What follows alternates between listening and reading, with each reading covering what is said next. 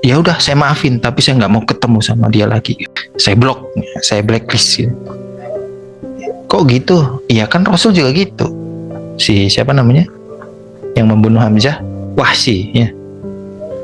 Ya Wahsy dimaafkan, tapi bisa nggak jauh-jauh gitu. Rasul yang begitu.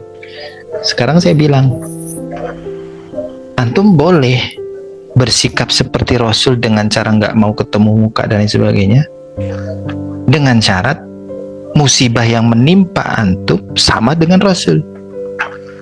Apa itu? Antum punya paman yang paling antum sayang, kemudian dibunuh, dirobek dadanya, diambil jantungnya, dimakan, kemudian dipamerin. Nah, kira-kira mengalami nggak seperti itu? Kalau nggak mengalami, maka antum harus meneladani bagaimana Rasulullah merespon sifat-sifat keburukan-keburukan lain selain ini. Apa? Memaafkan dan tetap berbuat baik. Seperti Yahudi itu yang selalu melempari meludahi itu. Mana ada Rasul nggak mau ketemu, nggak mau lihat situ lagi, nanti diludahin? Nggak ada. Jadi selain kepada Wahsy, Rasul itu totally memaafkan dan tetap berbuat baik, berinteraksi. Nggak ada yang nggak mau ketemu muka, nggak ada. Nah, maka kita akhirnya kalau mau meneladani Rasul ya jangan kena mental dikit, nggak mau ketemu, akhirnya ngeblok, saling tidak silaturahim. Itu berarti masih ada sakit mentalnya itu, masih ada rasa belum plong memaafkan. Ini sama saudara, apalagi sama pasangan, apalagi sama anak, apalagi sama orang tua. Mereka jauh lebih berhak mendapatkan pemaafan kita. Itu kunci harmonis. Ya, kuncinya maafkan tanpa syarat. Saya maafin kalau dia berubah. Ya, yang merubah itu bukan kamu, Allah yang merubah. Maafkan. Nggak pakai syarat. Kalau masih ada syarat berarti belum memaafkan. Jadi pemaafan itu sama dengan cinta. Cinta itu kalau masih ada karena itu masih rasional ya. Cinta itu kan dari hati. Dia ya cinta. Karena cinta ingin bahagia, membahagiakan yang dicintai.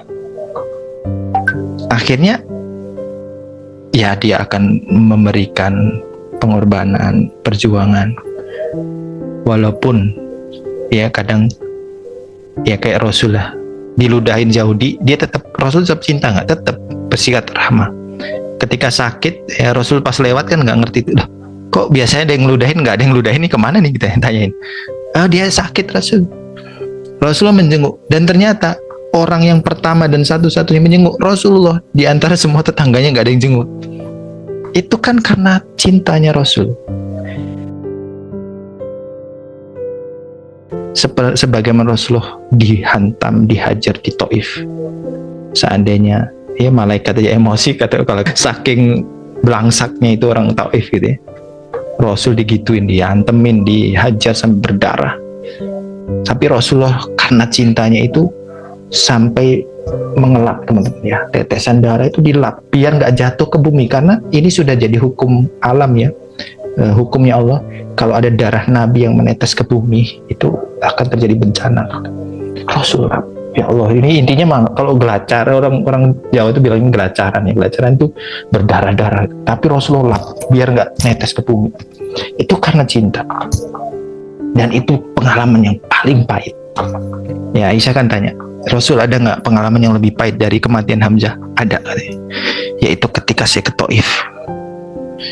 Dan Rasulullah meresponnya, ya Allah, mereka nggak tahu, mereka begitu karena nggak tahu.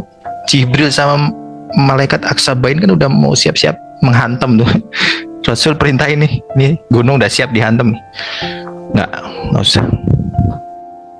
Ya, saya maafkan. Saya berharap, saya berdoa lahir dari generasi mereka orang-orang beriman dan menjadi menyebarkan Islam nantinya. Akhirnya dikabulkan doanya gitu. Nah, gitu teman-teman ya. Jadi nggak pakai syarat. Ya. Itu yang membuat kita terbelenggu dengan tadi ya, normalisasi inner child, normalisasi apalah. Nggak.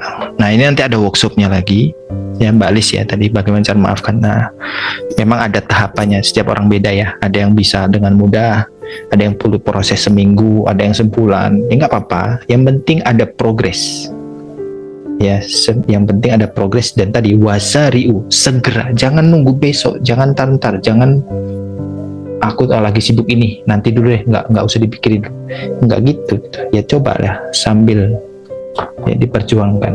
Nah kuncinya apa? Berilmu, ilmu memaafkan tuh ada gitu, ilmu meridhoi keadaan, ilmu takdir ya. Nah jadi kalau kita salah satunya gini saya gambarkan ya, ambillah ibroh kejadian dari orang-orang sekitar atau kisah-kisah masa lalu. Kalau kita nggak bisa ya, cepat atau lambat Allah akan kasih ujian yang membuat kita paham. Jadi mau sukarela atau dipaksa gitu. Kalau sukarela berarti pahami melalui ibroh kejadian-kejadian yang ada, dan jangan lakukan kesalahan yang sama dengan orang lain lakukan. Tapi kalau masih bandel, nanti Allah kasih ujian yang persis sesuai kebutuhan biar kamu paham dengan ujian ini. Jadi kamu dapat ilmunya, dapat hikmahnya, dapat ibrohnya. Karena kemarin dengan pelajaran orang lain masih belum paham, dikasih ujian. Nah, apa mau nunggu dapat ujian? Enggak kan? Nah, ambillah ibrohnya dari yang lain, lakukan ya pemaafan itu, segera ridho dengan takdir, segera perbaiki keluarga ya. Gitu. Kurang lebih begitu ya, Mbak. Nanti detailnya di workshop